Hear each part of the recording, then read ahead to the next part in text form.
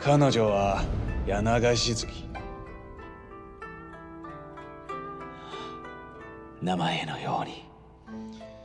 彼女は先に上海に到着し、君が滞在するところを整えてくれる。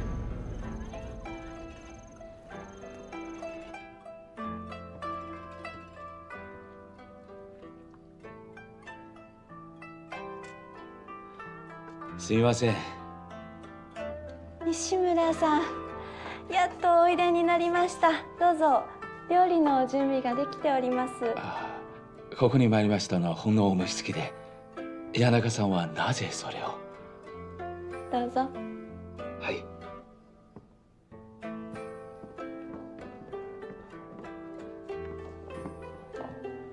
あ、どうもありがとうございます。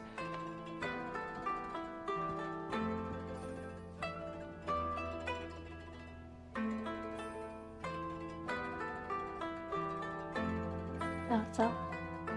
自分で参りましょう。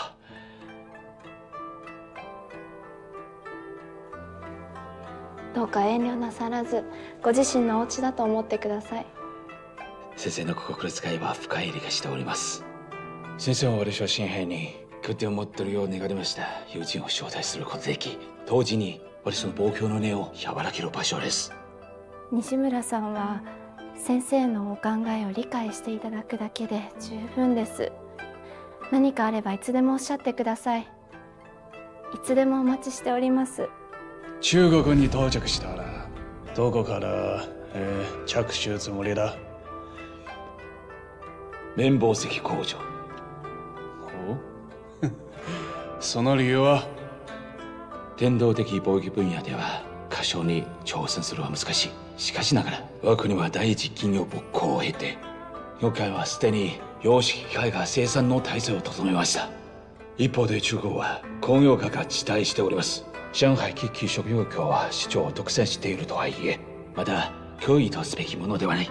私は自信を持っている。中国産の綿花で中国の綿棒企業を打ち負かし、中国市場を制覇する。いいね、すごくいい。ご指導をお願いします。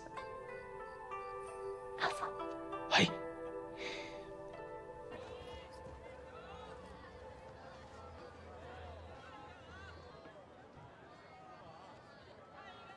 张员工，您请。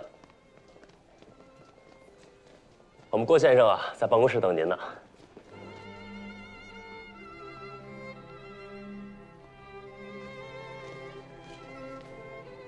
状元公，哎呀，大驾光临，我这是蓬荜生辉呀！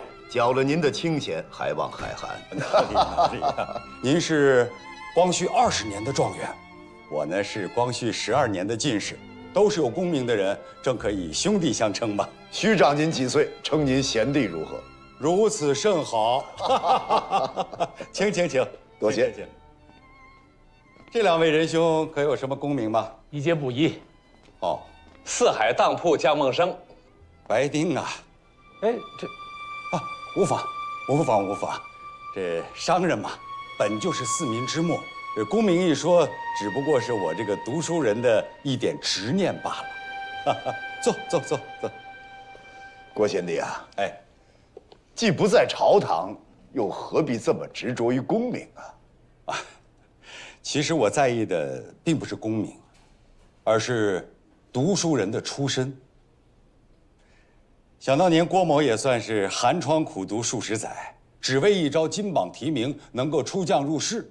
可谁成想啊，遇上了洋务的潮流。虽然现在郭某是这上海洋行的总买办，但是时时刻刻我在提醒自己，不要忘了我还曾是一个读书人，不能愧对了圣人先师的教诲呀。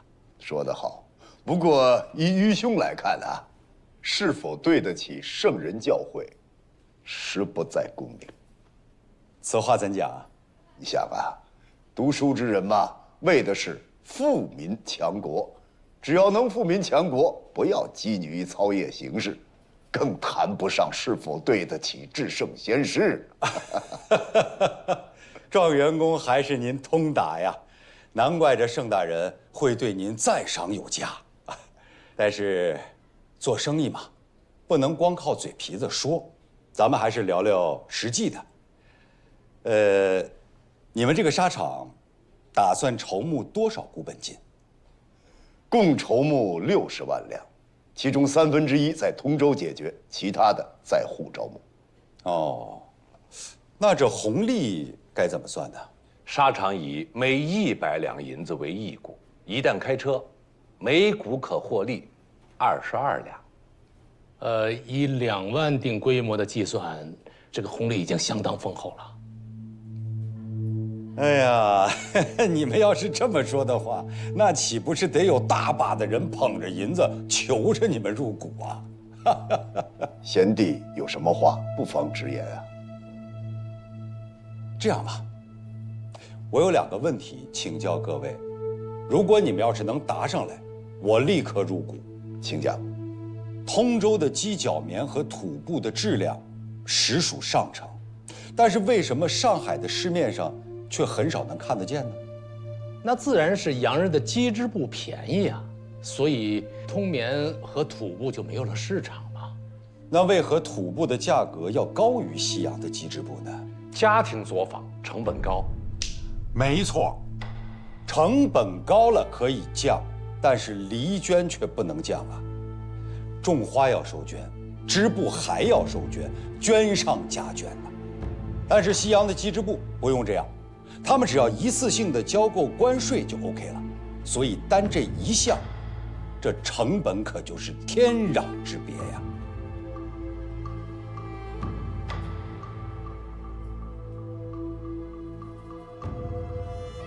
第2个问题，季之兄，您是受张之洞大人之意操办实业、领办的这个沙场，对吧？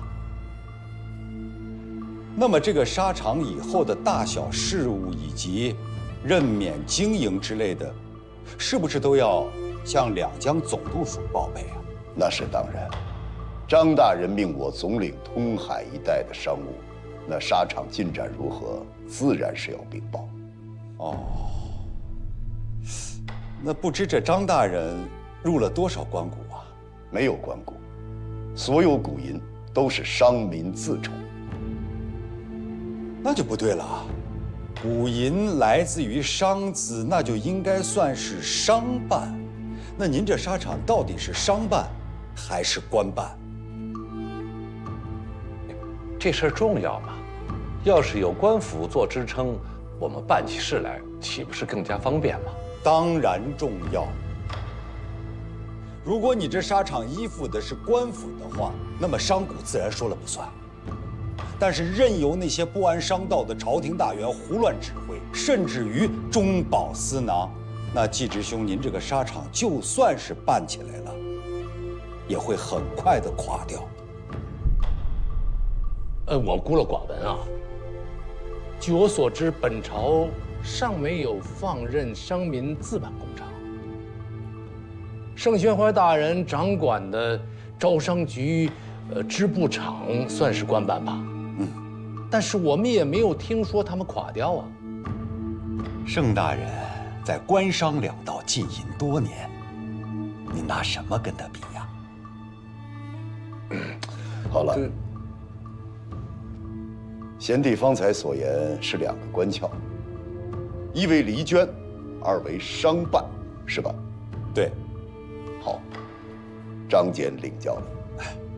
商本逐利，不徇私情，还望状元公不要怪罪我话说得太直。贤弟哪里话来？方才所言切中要害，是我们花钱都买不到的经验，还望下次不吝赐教。好说好说。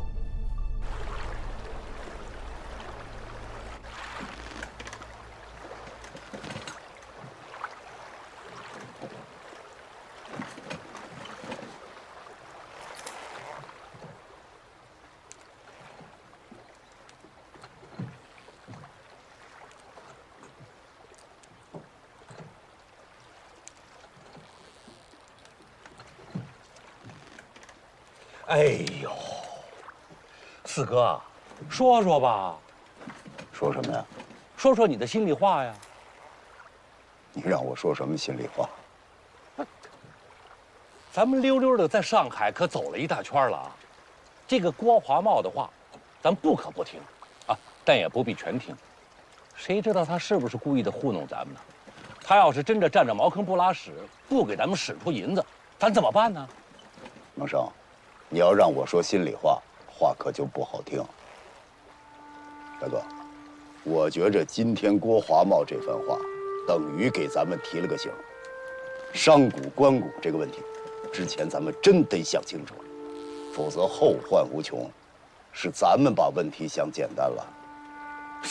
哎呦，这官股商股不都是股吗？有了股，咱们就有银子；有了银子，咱们就能开厂；开了厂，咱就能开车；开了车就能出沙；出了沙，咱就可以赚大把的银子呀。孟生说的也不是全没有道理。官股进来，也有官股进来的好处。他们在官场上有面子，办场上有点经验，也许很快就能弄出一个很好的局面来。不是这么说，大哥。你看啊，镇江的丁立银，苏州的陆润祥，这都是官股官办，举步维艰。孟生，你还想赚银子？我问你啊，官股一进，是不是就有官员？官员一来，他就要管理，管理他就得说话，明明不懂还要胡说，颐指气使，吆五喝六。他是做官，他不是办实业。你再加上官场那一套，吃拿卡要，行贿受贿，裙带关系排除异己，你还想赚银子，他就等着生气吧他。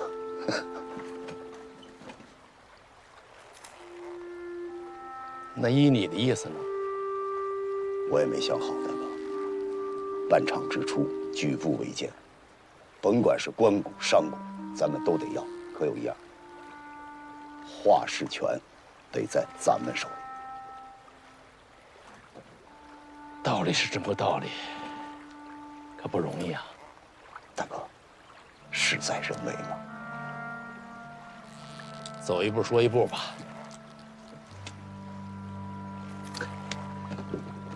好赖呀，在咱们地头上呢。他们谁要是不顺着咱们的意思，咱们就给他来硬的。我还就那个小泉，你讨好了没有啊？你这来下锅。哎呦嚯！哎呦，你给我个抹布啊！你真是哎呦！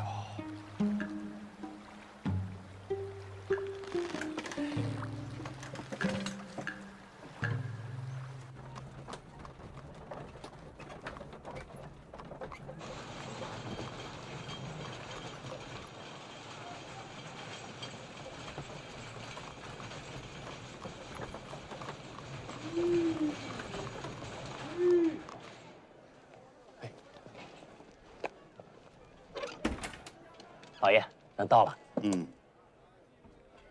郭先生终于把您给盼来了，在下西村宋兵卫。哦，有事愿意，万望恕罪。客气。承蒙西村先生的盛情邀请，我才得以来到这清幽雅致之地呀。该说恕罪的是我，冒昧打扰了。既然郭先生喜欢这里，那就里边请吧。好。郭先生，お待ちしておりました。哦，Thank you very much。百明啊，哎，回去告诉太太们，不用等我吃饭。啊，请。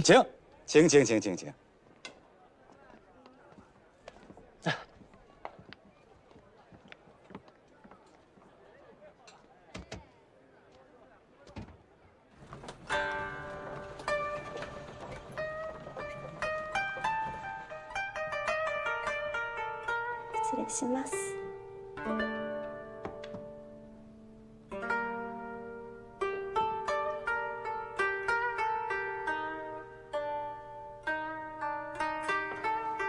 明友小姐，这位就是我经常给你提起的广丰洋行的主席郭华茂先生。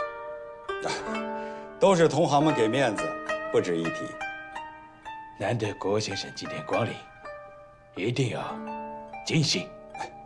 酒先不着急喝。我有一个问题想向西村先生讨教。葛先生客气了，请讲。我听说西村先生去见了盛宣怀大人，而且态度颇为强硬。但是今天不知为何对郭某人却如此之客气啊！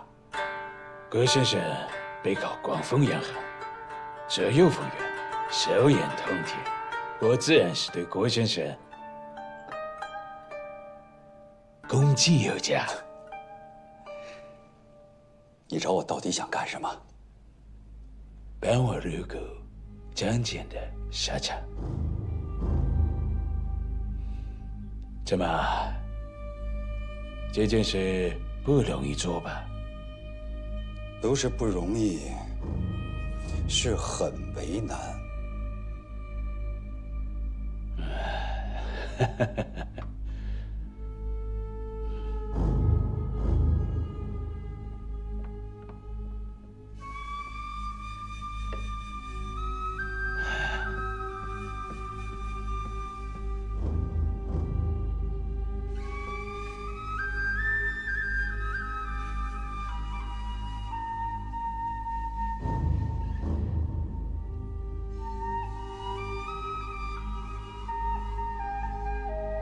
这是特意为郭先生准备的，请消纳。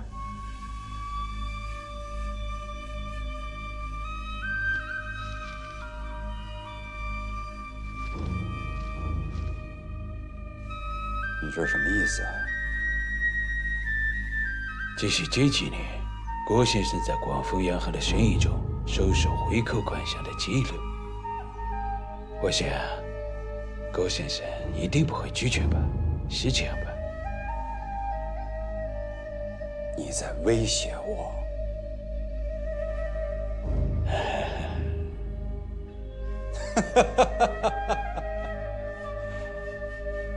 好，汉口路192号，就是广丰洋行大班卡尔文迪什男爵的家。这个账本，尽管给他送去好了。郭先生，我不想把事情做绝。没关系，尽管送。另外，我再送你8个字：上下打点，和气生财。这炸茄盒做的不错。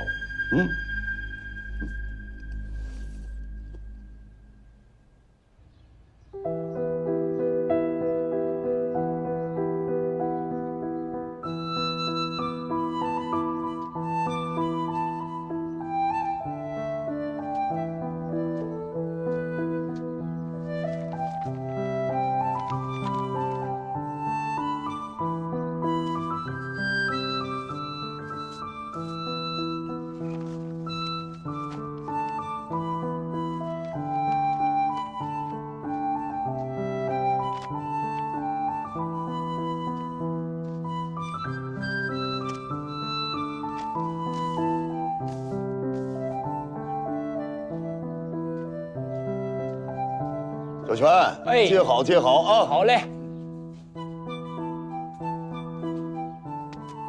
哎，接到了，稍等啊。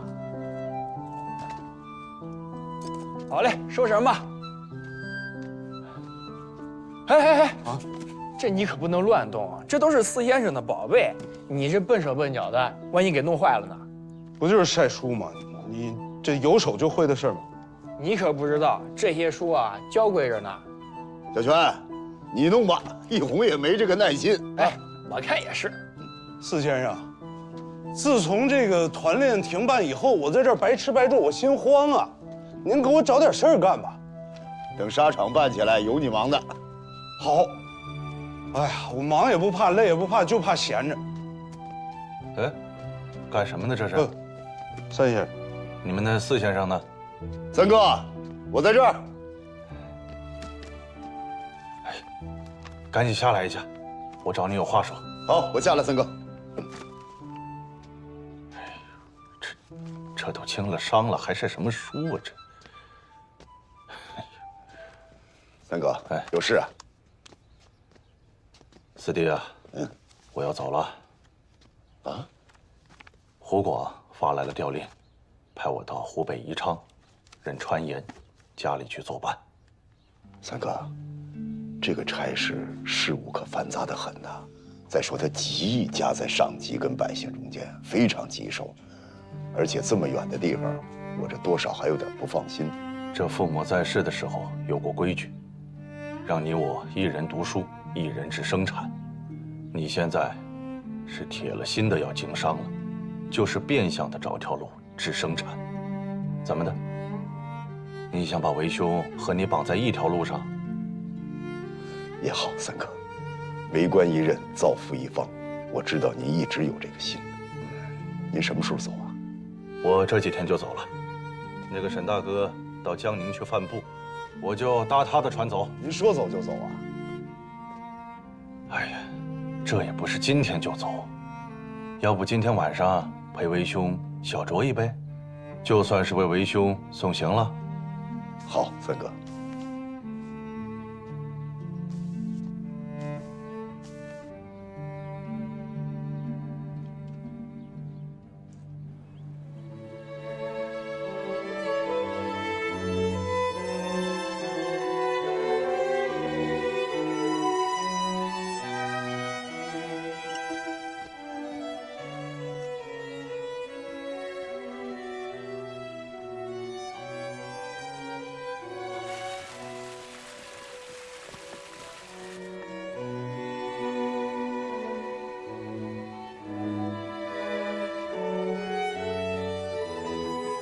哎呀呀呀呀！这画的真的是惟妙惟肖啊，盛大人。但是我却觉得，这再好的西洋画师也没法把您这一身的气质、派头给落于纸上啊。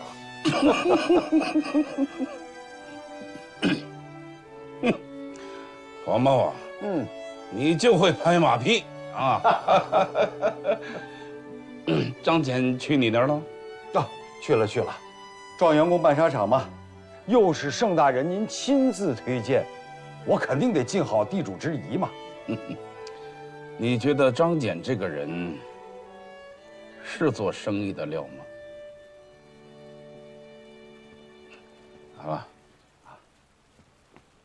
张俭呀，初入商道，经验肯定是谈不上。我给他指出了办厂的2个难处，一是离捐繁重，难以裁并；二是这个沙场啊，最好是商办，若是官办，处处掣肘啊。本以为他能知难而退，但是没想到他却听进去了。哦，您想啊，盛大人，这张俭是带着状元宫的名头，又有两江总督署的诏符和皇上的朱笔御批，应该是盛气凌人呐。对我提出的刁难问题，该是大为光火。但是这状元宫却是虚心接受，而且还连连道谢，并指出这商办的问题的确是重中之重啊。不过这个张俭啊，做事常常是出人意料，此人不可小视。依大人所言，您是打算入股沙场，助他一臂之力喽？花茂啊，这个张俭呐，大人，好了，今天我累了，改日再画吧。花茂啊，既然你已经给他出了考题，那就看看他如何作答吧。是，静观其变，再做定夺。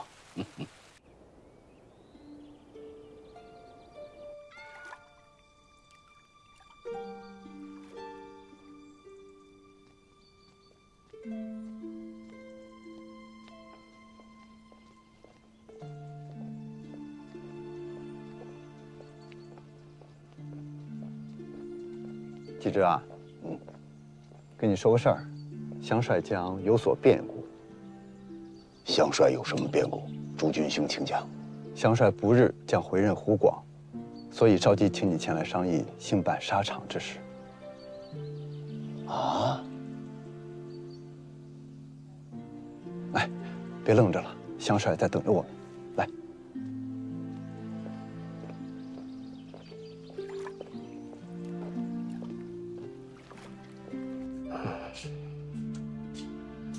来了，季直拜见香帅。啊，坐吧。谢香帅。谢香帅。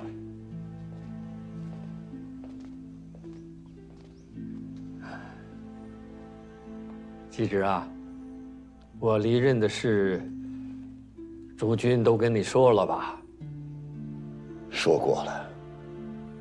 香帅回任湖广，在您来说是大喜事，在季直来说，心中万般不舍。季直啊，我离任以后，你有了什么难处，可以直接写信告知于我。待刘坤一大人回任之后，沙场的事你尽管去找他。谢香帅。眼下就有一件事情，还望香帅首肯。讲吧。季直在上海、通州、广招商贾，办沙场，我是想让民间绅商自办。这可不准。工厂放开商办，大量的财富就会流落民间。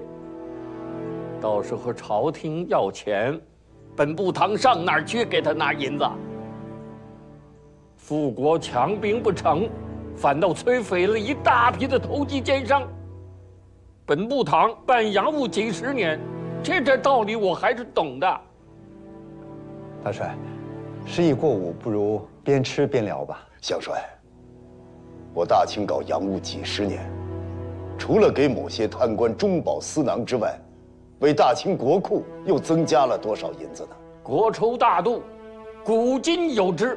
难道有了贪官，我们就不做事情了吗？香帅呀，不要说了。沙场只能官办，商贾不成。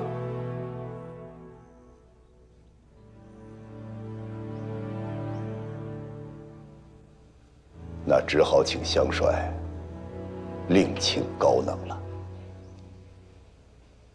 张继直，你大胆！继直。张继直，你放肆！张继直，本部堂自认封疆大吏以来，没有人敢这样跟我说话。香帅息怒，季直也是为了办场才口无遮拦，我再去劝劝他。息怒，息怒，让他出去。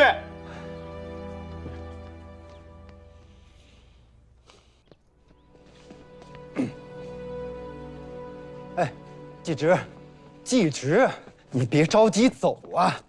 季直，再和大帅商议商议。还有什么可商议？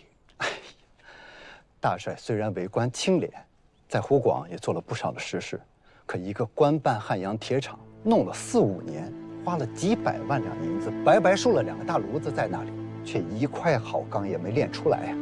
现在正求着盛宣怀帮他接这个烂摊子。还有这等事？盛宣怀是李鸿章的亲信，也是大帅的得力手下。大帅在湖广做了不少的实业，盛宣怀都曾参与。你今天说官办事业劳而无功，糜费国帑，中饱贪官私囊，这不戳破了大帅的心事呀？你这不是拱他的火吗？洋务新政败就败在官办上，还昧着良心替他们说话，大帅怎么想的？哎，人家都说啊，李鸿章办洋务是睁着眼睛睡觉，心里什么都明白，只是不愿多事；而张大帅办洋务，劲头虽足，却是闭着眼睛乱闯。所以我才铁了心走商办的路啊！不杜绝这些官洞，什么实业也办不好。道理大家都懂，可官官相护，盘根错节，动一发而牵全身，利之所在，怎么可能一夜之间就彻底改变呢？就算不能尽改，也当在夹缝中找出一条生路来。岁在丙申，甲午战败，李鸿章签下卖国之约，遭天下唾骂。太后为平民怨，遂夺其顶戴。娥皇加冕，指明邀请李鸿章前往观礼。太后立刻收回成命，重新起复李鸿章为钦差。瞬息之间，才免又弃。为洋人如此，体统何在？不想李鸿章访阿前进谏太后，列出57人不得任用，简竟名列前茅。党争若此，既寒心又可笑。瞻望北斗，念翁师处境，书生报国，何其难也！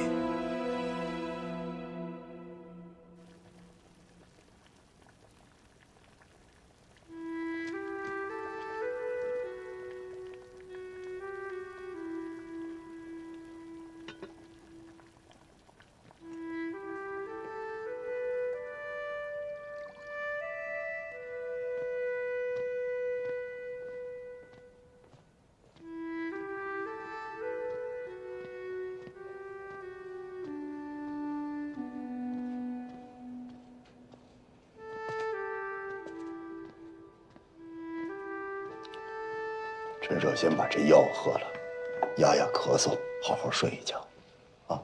嗯。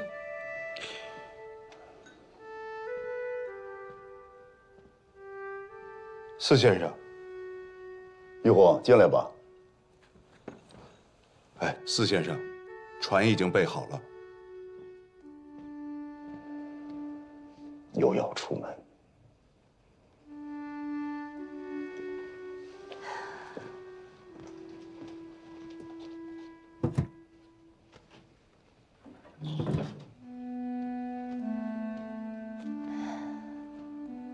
这个带上，导演姑娘给你的。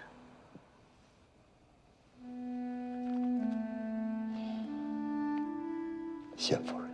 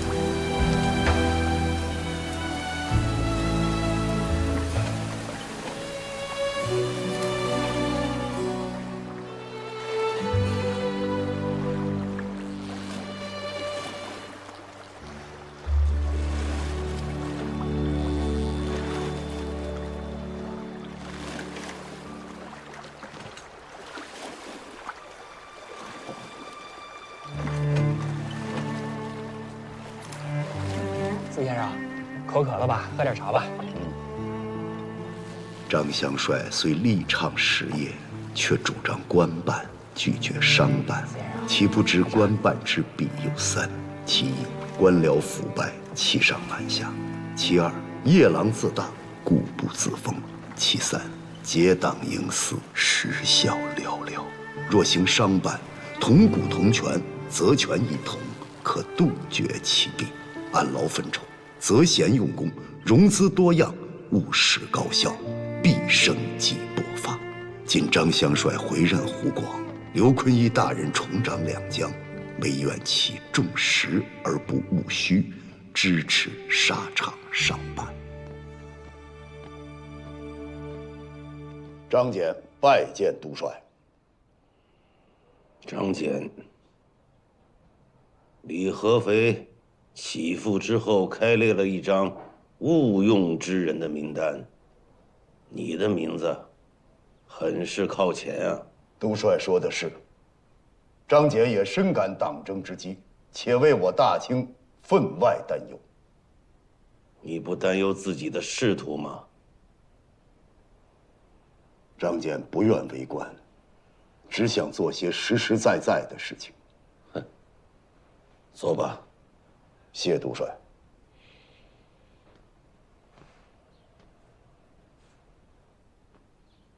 我听说陆状元在苏州办事业很是热闹，你在通州如何？回督帅，通州不热闹。陆状元动用了朝廷54万余两白银，当然热闹。我不过是仅仅打开了一点局面而已。今日来见本部堂何事啊？恳请督帅大人示下，允许通州沙场申领商办，不及官谷。不及官谷？是。申领商办？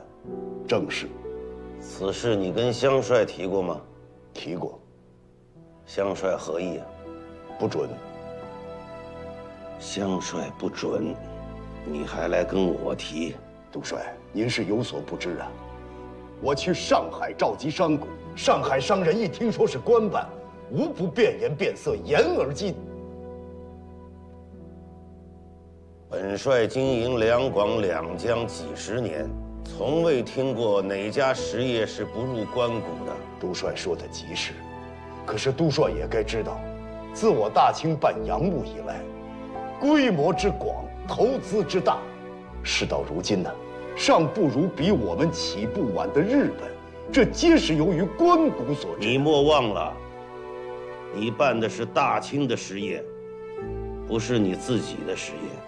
既知不敢忘，也不能忘。但是督帅，若想办沙场，他一定得有一些新的改革。我们不要朝廷一分银子，只是想请督帅示下，允许我们自立章程，自谋商贾。督帅，您可听说过，自搞洋务新政以来，升官发财最快的路是搞洋务，贪污腐败最快的路也是搞洋务。那些口口声声说搞洋务的人，他们不懂洋务，他们只是想借洋务给自己发财而已。所有官办的厂长，全是亲信权贵把持，贪污腐败形同衙门，甚至于去勾结洋技师来作假，冒领官款，用干股贿赂上司。这哪里是搞洋务？这分明是有些人私人的金库啊！如此下去，怎能够在缅铁上有所作为，与洋人争利呢？咱们远的不说，张乡帅创立的汉阳铁政局，耗资600余万两，号称年产3万吨，现在2年过去了，只产5000吨，而且质量低劣，根本卖不出去。江南制造总局总办官居4品，带顶戴花翎上班，他一上班，回避肃静2相处立，工人不好好干活，打板子，如此搞洋务，只能拉开我们与日本的距离。这样下去，日本不打进来，我们也只有亡国这一条路。大胆！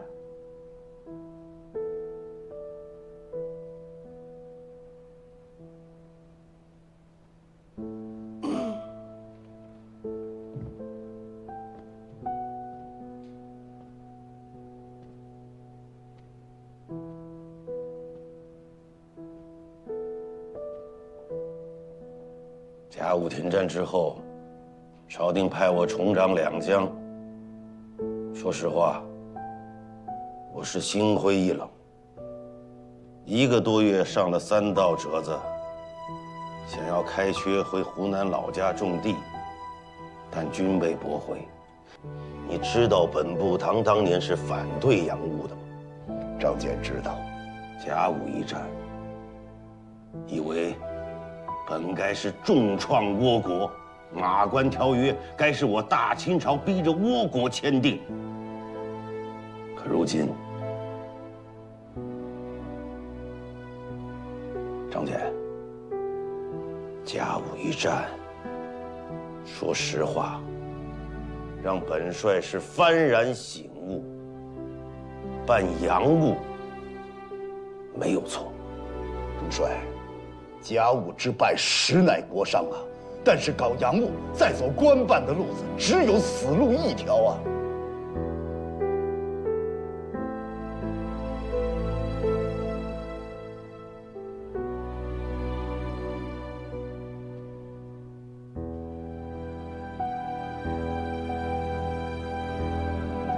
老夫与你的沙场，不入关谷，但必须要挂一个官督商办之名，一切私员任用，由你说了算。谢督帅。